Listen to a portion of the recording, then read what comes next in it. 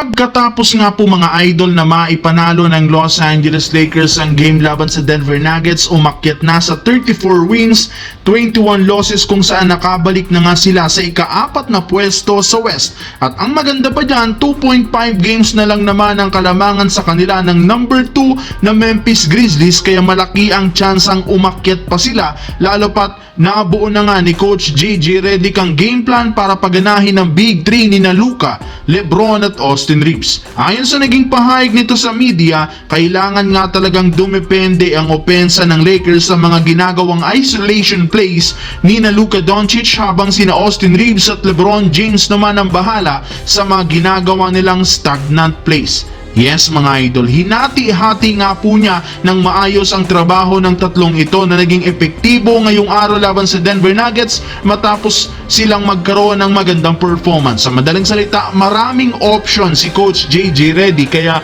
hindi nga talaga sila mauubusan ng opensa sa buong 48 minutes.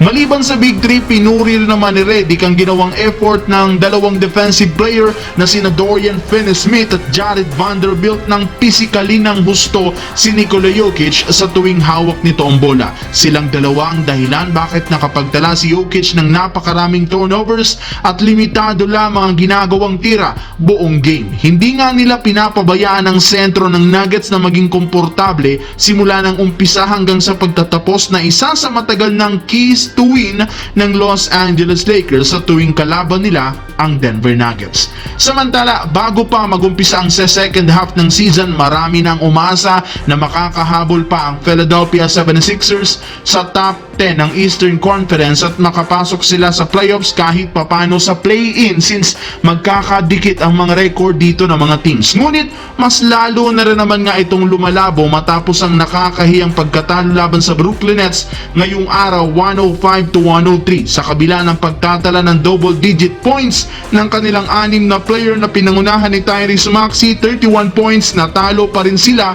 mula sa isang buzzer-beating put-up ni Nick Claxton sa huling segundo. At dahil sa pagkatalo na naman nilang muli, umabot na sa 7 games ang lose streak at isang beses pa lamang silang nanalo sa huling 10 laro. Umabot na nga sa 1.5 games ang kalamangan ng top 10 na Bulls, at sa ipinakitang performance, syempre ayaw nga talaga nilang manalo at magkaroon ng pagkakataong mag-compete sa play-in tournament.